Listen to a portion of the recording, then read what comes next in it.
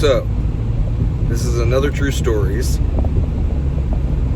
And I thought I had done this true stories a while ago, but it appears that either it disappeared as well or I had never done it at all. I can't be for certain if I did this one. I know that I had contemplated doing it before, but it's kind of like, I don't know, it's really edgy, kind of painful, a little bit graphic, which is one of the reasons why I remember debating on whether I was going to do it in the first place. But anyway, when I was younger, I think I could have been around 6 or 7 years old. It was in that range. And I had gotten a really horrible urinary tract infection. So this was no ordinary urinary tract infection. It was bad. It was to the point where the infection had spread and gotten into my bladder, my urinary bladder. I'm pretty sure it had actually spread outward as well. They had given me all sorts of antibiotics. The other aspect of it was the fact that it had gotten into my urethra. Okay, for those of you who don't know what that is the tube going through the penis that allows you to urinate. Okay? And so it had gotten into there, the infection got in there and basically clogged the area pretty bad. Now, the way that my parents became aware of this was they started smelling urine when they would come to my room. Now, the thing was, is at nighttime I would wake up in the middle of the night, and as opposed to go to the restroom, because I'd have to go immediately, as opposed to go to the restroom, I would just pee on the floor. And it became so bad that my parents, of course, they smelled it and they were trying to figure out what was going on. And they were asking me, are you peeing on the floor? And I would tell them. I don't know if I tried to lie when I was a kid or not, but eventually, no matter what, they ended up finding out. I remember being ashamed of it, so I probably tried to lie about it. Nonetheless, this went on for a little while. First, they disciplined me because they thought I was just lazy and peeing on the floor. But then they realized that it was a problem. And the thing was, is every time I would urinate, I would feel like I was urinating razor blades, like I was literally, I guess, pissing out fire. That's what it felt like. It was extremely uncomfortable, and the amount of pain was, it was incredible. And then not to mention that I was also having internal problems. So inside it was hurting really bad as well. And the best way to describe that was when your bladder gets too full, it feels like it's going to burst. But B, because the infection had built up so badly. How do you describe that? It felt like acid. It felt like it was just eating my insides, which, in fact, was exactly what was happening. So, one day, they of course take me to a specialist. The specialist says, "Wow, your son is effectively being eaten from the inside out by this infection. We need to handle this quick." So they took me to the hospital. Now, once again, as I've told you in a couple of other of my videos, so they have to go and they have to operate, and they try to knock me out with anesthetics. They use everything that they got, and the anesthetics aren't working. Now, this has gotten to a dire point where they have to operate because, as I stated before, the urinary tract infection had got to the point where it was eating me from the inside out. So it was chewing away at my bladder. It was working its way down my urethra, and I was not able to urinate without feeling like I was being torn apart on the inside. And so, like I said, once again, they give me all these anesthetics. They find out the anesthetics aren't working. and they're trying to put me out, they're trying to put me down, not working. And my father, which was very weird, I remember they let my dad in order to be with me. Now this, by the way, is during the point of the operation. Basically, I think the reason why they allowed my dad in was because they knew that they could not knock me out or use the anesthetics weren't working. So they were going to have to operate regardless. And so they allowed my dad in to hold my hand during this process. Now, a couple of things occurred here. And why they went about things this way, you know, medicine has probably changed now from this point to when this was going on back then. You know, this probably was 78 or 79, 1978 or 1979, something like that, maybe 1980. It was in those areas. And so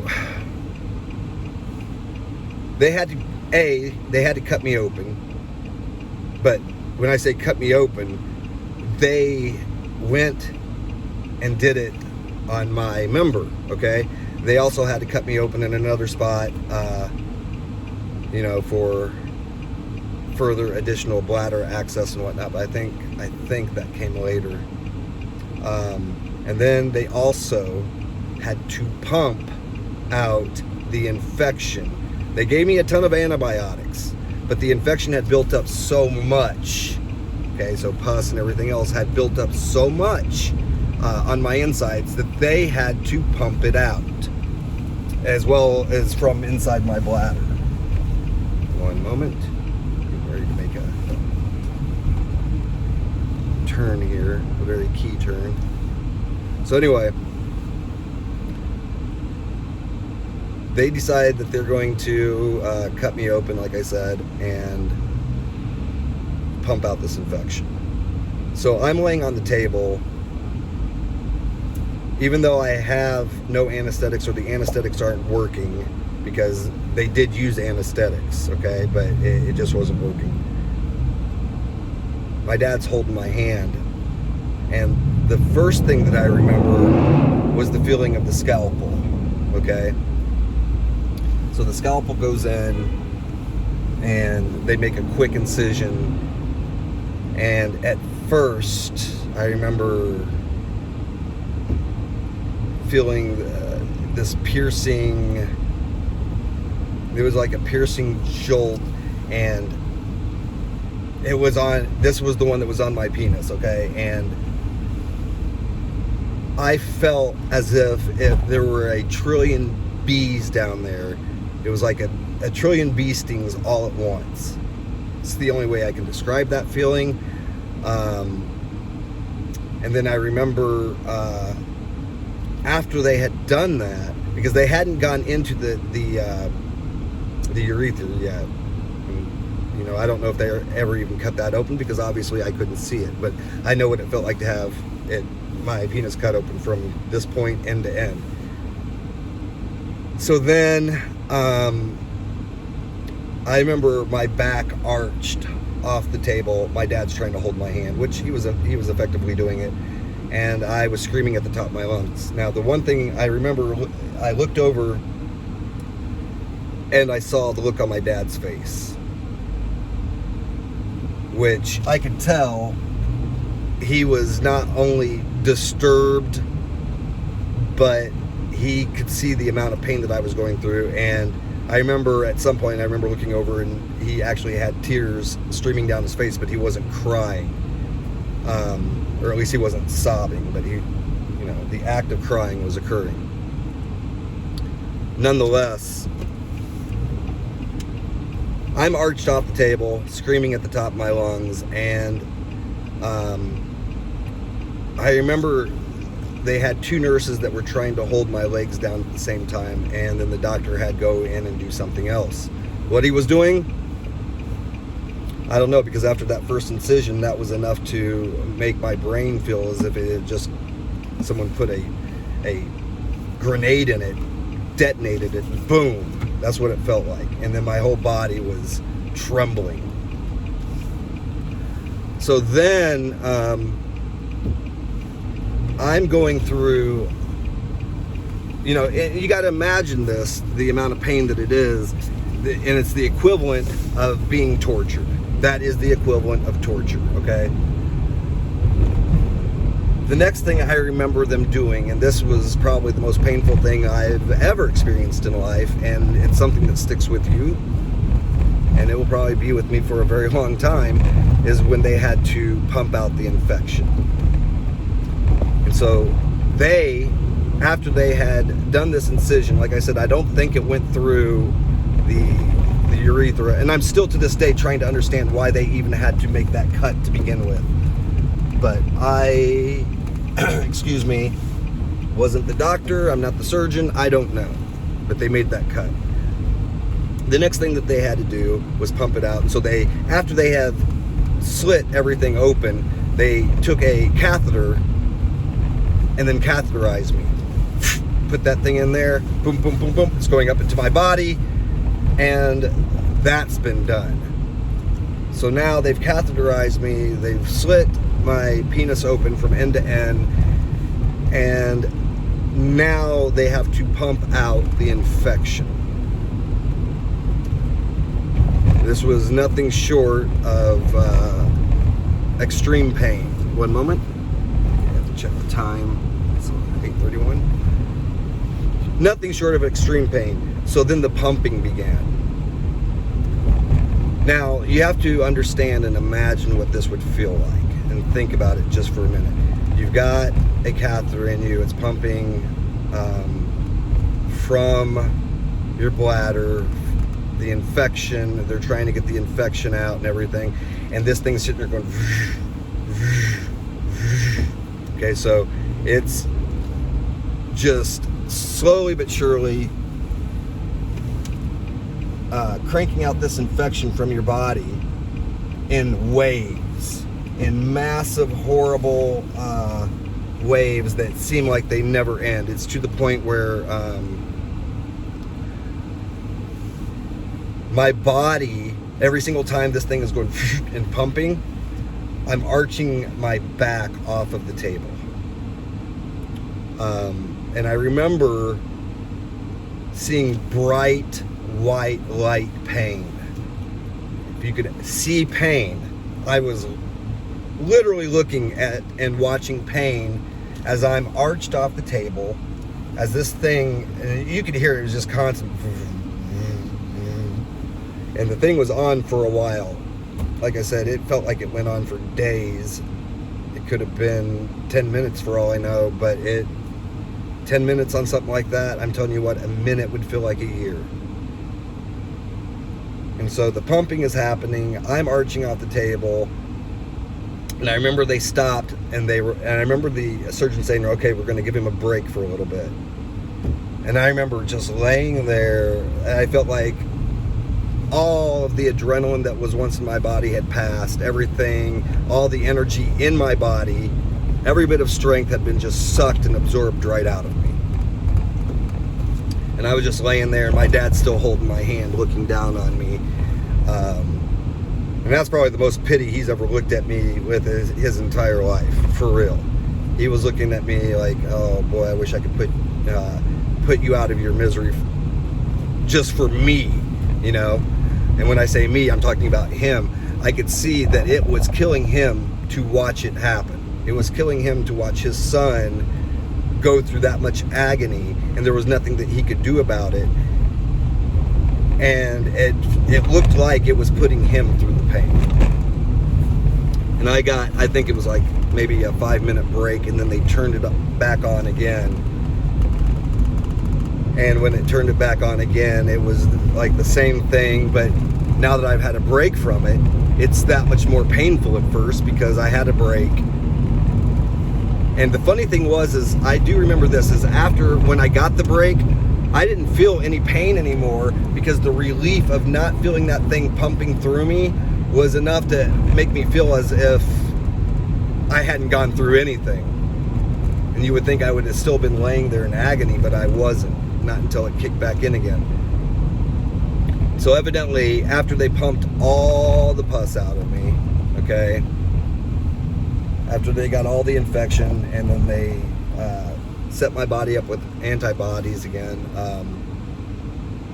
I had gone through a period of shock, and again, once again, I felt as if like that relief of it ending was enough. But you know, I was in pain for weeks after all of that. But it was a very visceral experience. A lot of people don't know what it feels like. A lot of people don't even understand what it feels like to have to go through, you know, minor pain. Minor pain is stuff like stuff that I would consider to be like breaking your bones or massive sprains, or you know, I've been cut open a few times in my life pretty badly. Experienced what it feels like, you know, a bullet, and you know, I had a guy try to kill me by taking a knife and trying to go through my forehead, which I have that scar that's on my head as, you know, a forever mark of that moment. I've had a whole lot of extremely painful experiences in my life, but that particular one, the one with me being operated on, that set the tone basically for the rest of my life and what I would be able to take and not take, because a lot of my friends have seen me take some pretty massive stuff, some brutal stuff, and they look at me and they're like, how are you able to, you know, like, why aren't you screaming? Why aren't you knocked out? Or why aren't you in shock? That one experience in my life, like I said, set a tone as to what I would be able to take for the remainder of my life. And so I've had some things, like I remember when I had the accident with the sword in the arm, and my tendons and everything popped out, and so did the muscle, so the meat's all hanging out and everything. And Daniel and Joel are looking at me, and they don't understand how I'm taking that kind of pain. Stuff that I've experienced, you know, when I was a child. It was as if when I was a child, I was like, go ahead and give me all the major stuff now so I don't have to deal with, you know, much later on in life. But it's, you know, we live in a brutal world where horrible things happen, and our bodies can only take so much. Part of being a self-mastery practitioner, though, I do believe, is conditioning yourself for anything and everything. You know, anything that's possible, you should be ready for. Because if it can happen and you're not accustomed to the idea that it can happen, then it'll be a very big shock to you when it does happen. Now, I'm not claiming I have the highest pain threshold on the planet, because I definitely probably do not. Not just probably, there's probably so many people out there that have more. You talk about women giving birth, okay? Men don't even really consider that. They don't think about like what that means or what that would entail, bringing another life out of your body from one small opening. Women were born with an ability to take a lot of pain. These are experiences that people don't put into perspective until, of course, they're in a situation where they have to experience, you know, more pain than they've ever experienced before. Nonetheless, that experience was definitely a life-shaping experience for me, a life-defining experience. I've had many situations that were very painful after that. Nothing before that was quite like that. I did tell you about the pneumonia experience, which that was a whole different level of pain, a different type of pain. And then having to deal with the idea that you are thrown into a bathtub with a ton of ice in it, you know, in order to bring that fever down. That was brutal as well. And then, of course, as you guys know, out, dead, gone. For a while, anyway. So, Anyhow, that's another True Stories. I hope you enjoyed it.